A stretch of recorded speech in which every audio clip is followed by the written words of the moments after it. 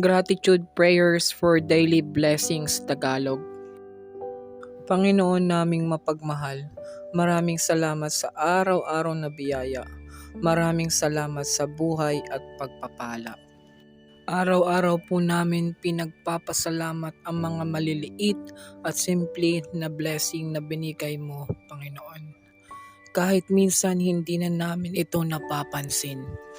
Pinagpapasalamat rin po namin ang mga biyayang paparating pa lang, mga financial at healing blessings. Salamat po, Panginoon. 1 Thessalonica 5 verse 18. Sa lahat ng bagay ay magpasalamat kayo, sapagkat ito ang kalooban ng Diyos kay Kristo Jesus tungkol sa inyo.